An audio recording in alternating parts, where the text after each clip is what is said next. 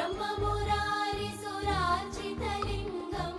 निर्मलभाषितशोभितलिङ्गं जन्मजदुःखविनाशकलिङ्गं तत्प्रणमामि सदा शिवलिङ्गं